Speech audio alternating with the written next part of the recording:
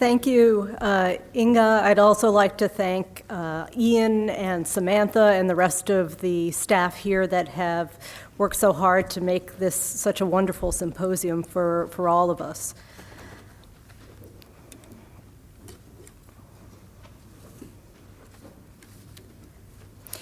In 1929, John D. Rockefeller III, JDR III, made his first trip to Asia as part of a world tour he embarked on after college at Princeton. Many of his initial impressions, including his awe upon seeing examples of Chinese and Japanese art and architecture, are recorded in notebooks that he used as his diary.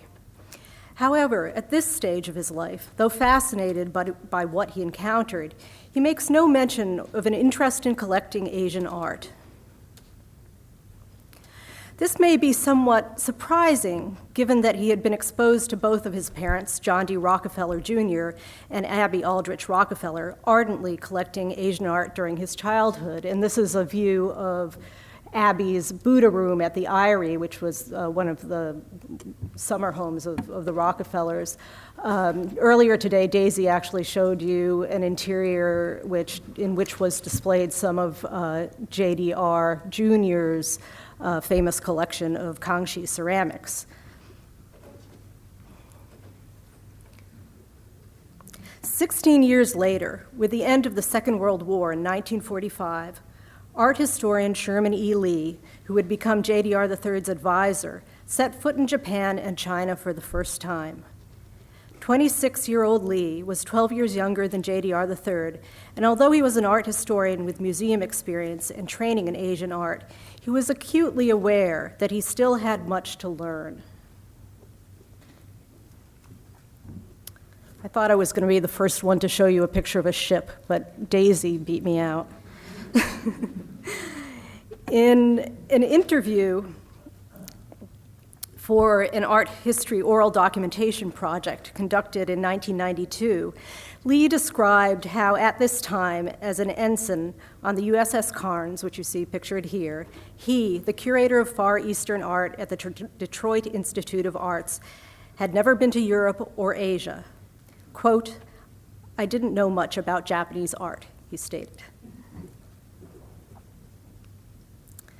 Lee and Rockefeller did not begin to collaborate to build the Mr. and Mrs. John D. Rockefeller III collection, now part of the Collection of Asia Society in New York, until 1963.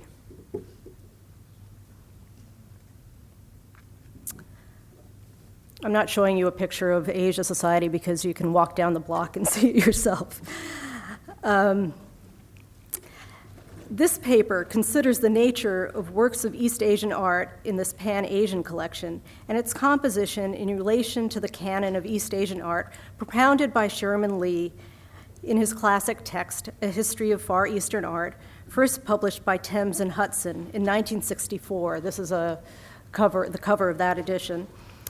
As art historian John Rosenfield had noted, Lee's time in Japan left indelible impressions, but other experiences also formed his sensibilities and attitudes. However, it is essential that we view the Rockefeller collection through the lens of the experiences of Lee and JDR in Asia, and in Japan in particular, and during the years 1946 to 1953 specifically, if we want to comprehend the nature of the collection and its structure. Though Lee's knowledge of Japanese art may have been limited in 45, he knew enough when he first docked in Japan at Sasebo to ask the captain's permission if he could go ashore and attempt to make the 12 to 15-mile trip to the Arita porcelain kilns before the ship left port. His first direct contact with Japan was stopping in a shop at a town outside of Arita and purchasing a few porcelains before heading back to the ship. These are some Arita wares from the Rockefeller collection. They're not ones that he purchased at that time, but I just wanted to put up some Arita wares. So Lee didn't actually make it to the kilns themselves, but he did manage to buy some wares and get very close to the kilns.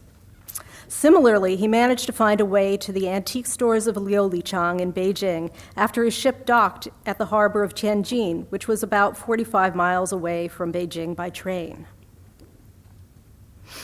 Lee's most intensive education about East Asian art came about the next year with the building and reestablishment of relations between the United States and Japan. From 1946 to 1948, Lee worked in Japan as staff for the Arts and Monuments Division of the Supreme Commander Allied Forces in the Pacific. In this capacity, he inventoried and thereby got to know major Japanese art collections such as those of Baron Hara Tomitaro, Baron Masuda Takahashi, Hatakeyama Issei, Hosogawa Moritatsu, and Inoue Saburo, some of whom are pictured here. He also became familiar with the collections of the Tokyo National Museum and the Imperial Household's Shosoin warehouse in Nara, which he spent 3 days inventorying with the assistance of Fukui Rikichiru, the division's official representative in Kyoto, and others.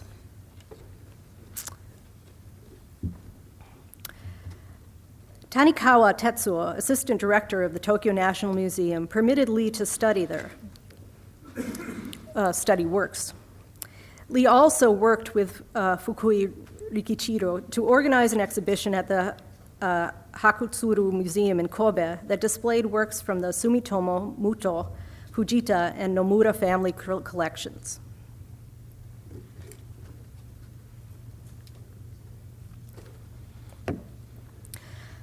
Lee got to know and learned from Japanese dealers like Setsu Inosuke as well. While working in Japan, Lee was also able to visit Korea and became a good friend of the director of the Korean National Museum, Kim Chae-won. Of his experience with the Arts and Monuments Division, Lee remarked, quote, "I'm sure I'm right in saying that I was able, in that 2-year stretch, to see more original Japanese works of art, especially registered important materials, Chinese or Japanese and Korean, than anybody ever has before or since, simply because of the position I had," unquote. Lee had already returned to the United States and was working as curator at the Seattle Museum of Art when JDR III's major post-war undertakings related to the East began. In 1951, he visited Japan with John Foster Dulles in connection with the Peace Treaty mission. After this, he became actively involved with Asia. He revitalized the dormant Japan Society the following year, and in 1953 established the Council on Economic and Cultural Affairs, an organization created to stimulate and support international economic and related activities with a focus on Asia. JDR III and Lee also found themselves working on a common project for the first time during the 1950s. Both were involved with the major 1953 International Loan Exhibition Art Treasures from Japan. The show, organized under the auspices of the Commission for the Protection of Cultural Properties, opened at the M.H. DeYoung Memorial Museum, San Francisco, in conjunction with the San Francisco Peace Conference. The show toured to the National Gallery of Art in Washington, D.C., the Metropolitan Museum of Art in New York. Mike showed us an image of the show there. The Seattle Art Museum, the Art Institute of Chicago, the Museum of Fine Arts, Boston. Here we see the show in Chicago. With over 420,000 viewers, the exhibition was a great feat of cultural diplomacy, which both Lee and Rockefeller experienced firsthand, and I believe was very influential for both of them. 3 years later, JDR III founded the Asia Society. His establishment of this organization in 1956, as well as other work in Asia, led to extensive travels, most of them with his wife, Blanchette, and the formation of strong friendships throughout the region.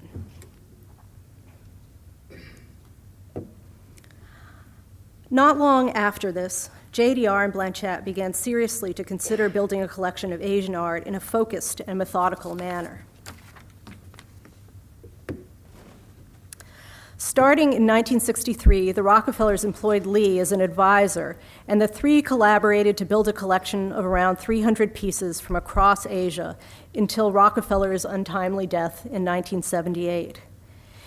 In a statement written by Lee around the time that the Rockefellers made their bequest of the majority of their Asian collection to the Asia Society around 1974, before the collection was entirely formed, he discussed how the Rockefellers had, quote, emphasized the human scale of the collection, preferring smaller, choicer groupings of work to an indigestible mass display, unquote. Lee also emphasized that the Rockefellers acquired objects based on, quote, their capacity to be understood and enjoyed by the interested layman, rather than only to be studied by the specialized scholar.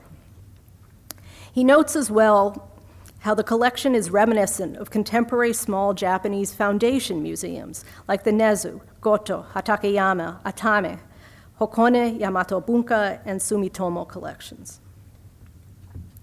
There is no question that the Rockefellers were intimately involved in the choice of objects for their collection.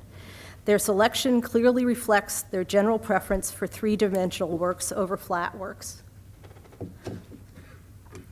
JDR stated that he and his wife wanted significant representation from four principal cultures, all of which appealed to them: Japanese, Chinese, Khmer, and the Indian subcontinent. These are works from all of those areas from the Rockefeller collection. Their focus was on quality. They were not interested in buying in bulk or purchasing for the sake of investment. It was essential for them that the pieces, quote, stirred and lifted them, unquote. The collection was informed by what the Rockefellers saw and in Asia, what they saw in Asia and the people that they met there. JDR's correspondence with Lee and the dealers they purchased from document how influential the advisor was to the Rockefellers in identifying works for the collection.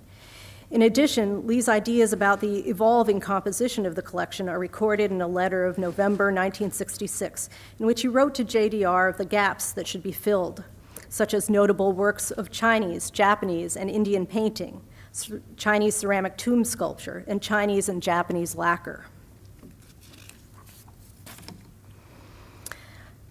Lee's impact as an advisor emerges more when we compare the East Asian works in the Rockefeller collection to the East Asian canon he espouses in the 1964 edition of his History of Far Eastern Art. Works assessed by Lee and JDR using their ABC rating system comprise the Rockefeller collection. Lee strongly believed in quality and that quality exists in context. Thus, everything in the collection was selected with the idea of quality at the forefront. The rating system produced a collection that corresponds with pieces in the book. The 1979 bequest of Asia Society, the 1979 bequest of Asian art from the estate of JDR to Asia Society included 95 Chinese objects, 10 Korean objects, 56 Japanese objects. About 1/6 of the East Asian objects in the Rockefeller collection have a very close or identical counterpart illustrated in a history of Far Eastern art. Moreover, about 70% of the works in the Rockefeller collection are of a particular type of art, such as wares or by artists whose names by artists whose works are illustrated in the book. I have selected a few comparative pairs that show the close ties between the works in the collection and the canonical works Lee selected for the history.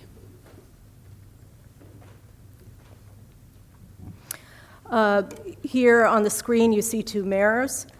On the left, all the images on the left have been scanned from the 1964 edition of A History of Far Eastern Art, and on the right are the Rockefeller pieces.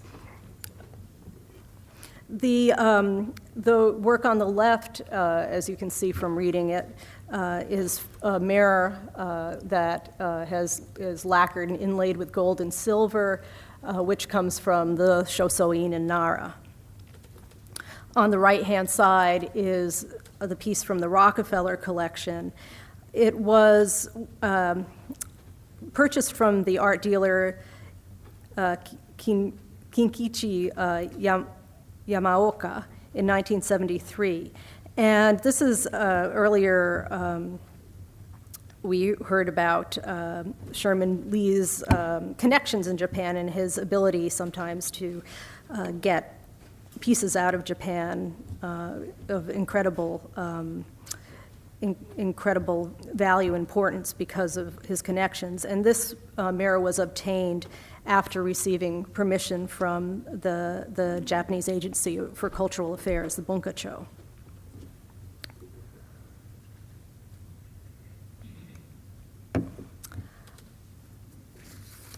Now we're looking at two ceramics, both Tang Dynasty earthenwares with three-color glazes. You can see the similarity between the two of them. The piece on the left from the Inoue collection in Tokyo, and on the right-hand side from the Rockefeller collection. This piece in the Rockefeller collection was also purchased in Japan. It's from the Kochukyo Limited, Tokyo.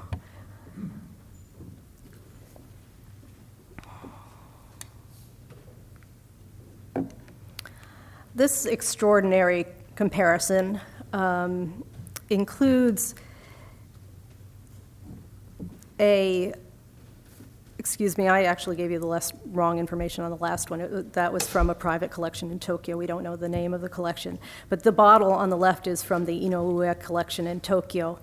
And on the right-hand side is the piece in the Rockefeller collection, which had previously belonged to Madame Brielle, the wife of a French diplomat who had been stationed in Beijing in the 1920s and 30s. And it's just the size of these two pieces, the scale, the decoration is almost identical. And in fact, in later editions of A History of Far Eastern Art, Sherman Lee replaces the example on the left with the Rockefeller collection piece that, of course, he found for JDR III and Blanchette. And here we have two bowls, the one on the left from the Percival David collection, the one on the right from the Rockefeller collection, both of them decorated with underglazed blue and copper red. And in this particular case, interestingly enough, the piece on the left, which was published in '64, at that time was in the Fritz Loh-Beer collection. Rockefeller, with the help of Sherman Lee, acquired that very same piece from Fritz Loh-Beer, so it's now in the Asia Society collection, and that's this wonderful carved lacquer Yongle, probably Yongle period tray or dish.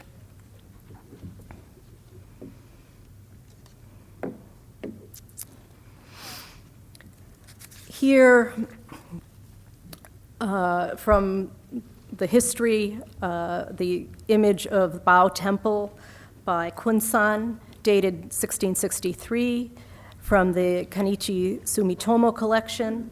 And on the right-hand side from the Rockefeller collection is a painting of a temple on a mountain ledge, quite similar in a style and subject matter. This one dated 1661. It's actually a piece that was originally in the collection of Wang Nanping, who is a Chinese industrialist who settled in Hong Kong just before the communist takeover in 1949.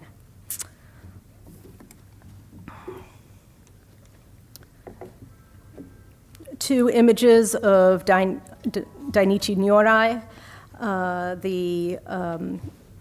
the one on the left from the Daigoji, this temple in Kyoto, and on the right-hand side, Rockefeller collection that was originally with Masuda and then went to Brotherton, and that's where the Rockefellers got it. There's been some debate about the dating of this particular piece, but you can see when you compare the two images what Sherman Lee was thinking and wanted to get. He was also, Sherman Lee illustrates in his book a piece that is specifically carved by a known craftsman, Hokyo Kosei, here on the right, this Kamakura Jizo.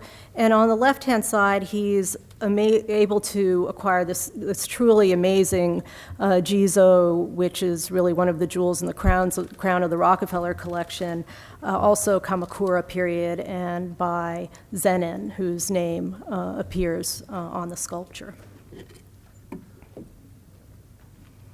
And here just two examples of koetsu calligraphy. On the top, the deer scroll, which Lee was able to acquire for the Seattle Museum of Art, and he helped Rockefeller get this koetsu poem scroll, Wakan Roeshu, to add to the collection at Asia Society. And he makes note in his history to Ogata Kenzan being one of the most successful artist potters in the Edo period, and illustrates his work with this tea bowl from the Yamato Bunkakan in Nara. And for the Rockefeller collection, he is able to get this bowl with a reticulated rim. And finally, with these illustrations, in the book, he has this tea leaf jar by the artist Nonomura Ninsei, with this beautiful design of poppies and with use of gold as well. And for the Rockefeller collection, he is able to pull off yet another coup and acquire this Ninsei tea leaf storage jar, decorated also with gold and overglazed enamels. This is another case of a piece that needs special permission, and it's a piece that Rockefeller was involved in these negotiations as well, and he was actually able to convince the Japanese government that it would be a good policy for Japan to at least let out a few first-class Japanese ceramics, because if Americans were exposed to works of this incredible quality, they would hold Japanese art and Japanese culture in even higher esteem. The surrender of Japan that brought the end of the Second World War was 67 years ago. A History of Far Eastern Art went into its 5th edition in 2003. The book has been used as a standard text for introductory Asian art history courses for almost half a century. Today, the Asia Society's Rockefeller collection continues to be regarded as one of the strongest collections, private or public, of Asian art in the United States, and indeed outside of Asia. Neither text nor collection would have been possible without America's occupation of Japan following the war and her role in Japan's reconstruction. Both book and collection have changed somewhat since they were first compiled, but at their foundations, thanks to Sherman Lee and JDR III, each provides us with a snapshot of a mid-20th century ideal of pre-modern East Asian art. Thank you.